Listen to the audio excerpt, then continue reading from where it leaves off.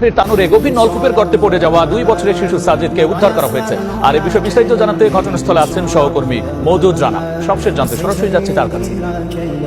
এবং সেখানেই তার মাথার উপরে খড়ের একটি আস্তরণ ছিল, যার ফলে তার শরীরে কোনো ধরনের আঘাত লাগেনি।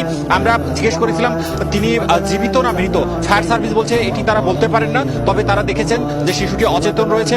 তারা দ্রুত তাকে অ্যাম্বুলেন্স যোগে, ফায়ার সার্ভিসের অ্যাম্বুলেন্স যোগে তারা মেডিকেলে নিয়ে গেছেন এবং তারা বলছেন যে তারা আশাবাদী। ফায়ার সার্ভিস শুধু একটাই শব্দ বলেছেন যে তারা আশাবাদী। তারা চিকিৎসা কেন্দ্রে নিয়ে গেছেন এবং সেখানে গিয়েই তারা পরবর্তী আসলে শিশুটি জীবিত আছে নাকি মৃত সেটি জানাবেন।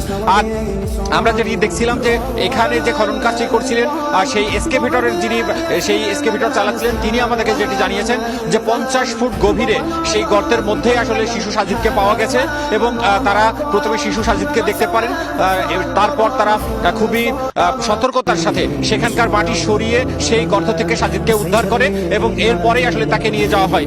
এখানে ফায়ার সার্ভিসের কর্মীরা যেটি বলছেন যে তারা দুপুরের পর যখন ক্যামেরা গর্তে প্রবেশ করান সেই সময় তারা ধারণা করেছিলেন যে 50 থেকে 55 ফুটের মধ্যে শিশুটি থাকতে পারেন, কারণ তার এই শিশুটির মাথার উপরে একটি আস্তরণ ছিল, সেখানে কিছু খড় ছিল, তার উপরে কিছু মাটি ছিল। তারা যখন ক্যামেরাটি প্রবেশ করান তখন সেখানে মাটির আস্তরণ দেখে তারা অনুমান করেছিলেন যে এখানে কিছু একটা আছে এবং সেই অনুমানের জায়গা থেকে তারা দুপুরের পর থেকে যে বড় গর্তটি করেছিলেন সেখান থেকে মাটি অপসারণ করেন এবং যে গর্ত সেই গর্তের ব্যাপ্তি বৃদ্ধি করেন। এরপর একটি বড় এক্সকেভেটর বা খনন যন্ত্র সেখানে নিয়ে যান এবং সন্ধ্যার পর থেকে তারা